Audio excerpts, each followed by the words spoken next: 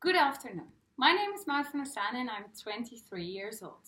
My thesis is going about what are the motives of Esther Romana's target group to purchase beauty products via social media and how can Esther Romana respond to this? Firstly, I will briefly introduce myself. Who am I? Secondly, I will introduce Esther Romana. Who is she and what is she doing? My commissioner. Why did I choose this subject? Then I will tell you more about desk research and quantitative or qualitative research.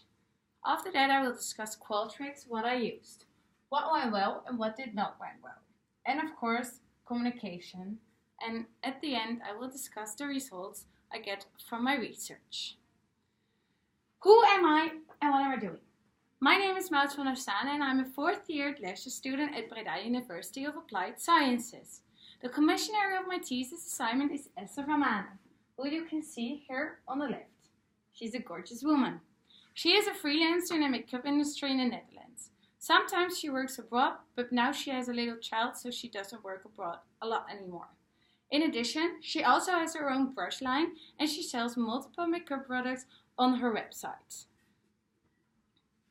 In addition to photo shoots, Esther also gives her own master classes. What is a masterclass? During these masterclasses, she gives women tips on how to wear the best makeup and which colors to use. Because every skin has a different color and every skin has a different way of using.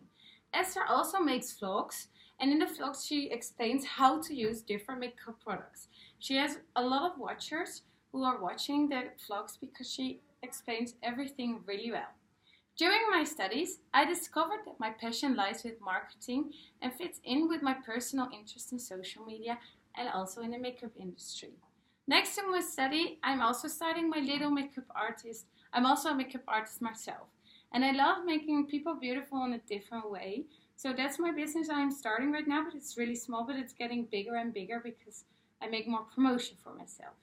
That in combination, makeup with marketing and social media are my favorite subjects.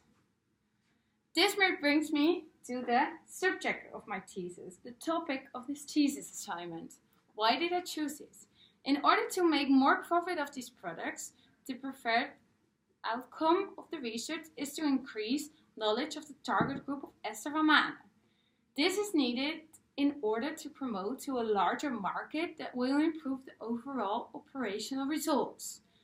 It was very hard for me to write the problem definition and objective down. It was hard to frame what I was really going to investigate, and am I going to make an inquiry about the millennials and social media, or just how when they buy things online on social media, is it important? Is it about the influencers? Why? Why do they buy stuff? Also, one of the hardest things was to translate the problem definition right on paper. I knew exactly what it was in my head, but it was still hard to find the right words and make them understandable for others. The problem definition is as follows. Just the easy one of the big one here above. What is the online buying behavior via social media of millennials? To answer that question, I needed to know what the online buying behavior is of millennials with regard to beauty products and what extent social media does to influence the online buying behavior of millennials with regard to beauty products. These are like two questions. I also needed to know on what information does the current buyer buy beauty products and what are the most important trends and developments in the field of online marketing, because that's the most important thing. What do millennials want nowadays in 2019? The first type of research that I use is desk research and interviews. First, I needed to discover the origins of Esther's problem. So we did 2 interviews. Esther would like to focus on millennials because she believes that the millennials are the most valuable in terms of profit and social media range. I also did some desk research because about the millennials and how they are active on social media. I needed to find out how important social media is for millennials. Because everywhere you are, or everywhere you read, all the millennials are mostly on Instagram or Facebook or Snapchat or Pinterest and everything like that, because social media is really popular nowadays. Like, it's weird when you don't have social media. Furthermore, I needed to find out what the trends and developments within the industry are, because that was crucial in order to understand the position of the company of Esther van Manen in today's society. The second type of research that has been conducted is quantitative, it's such a hard word, quantitative research within a form of a survey. In this case, it entails an online survey to gain insight into the knowledge, wishes, and needs of possible customers, ages 20 to 45, also known, as I said before, the millennials. This specific method was chosen because statements can be made that describe the target group of Esther van Manen. In addition, quantitative data related to the research questions of this study not only shows whether people are familiar with Esther van Manen, but also whether they are already using her products and what role social media plays in this. Why did I not choose for qualitative research? That was easy for me. I had to have the data about a large amount of people because Esther has like around 5,000 followers on Instagram and Facebook. The thoughts of the individual were not important to me because I needed to know the real facts about how Esther van Manen, her target group, thinks about social media, online products, and of course about Esther van Manen and how do they feel about the marketing of Esther van Manen, which she has now. After I had worked out my survey, I placed it online via Qualtrics. Qualtrics is also a program of the school, so I knew it would be good because I heard other students about it, and there was like a mark of the BUOS in the front of the survey, so that looks really good. I had to have like around 350 respondents in order to reach this amount. The survey was placed on the Facebook and Instagram page of Esther van Manen. I knew she had a lot of followers, and all her followers are kind of their fans. So they wanted to fill in, and we did it with like 10 prizes they could win when they fill in the survey. So there were like a lot of respondents. So in the end, there were like 600 respondents. So I was really relieved because I was a bit scared if I could make the 350, but 600, I could never dream about that.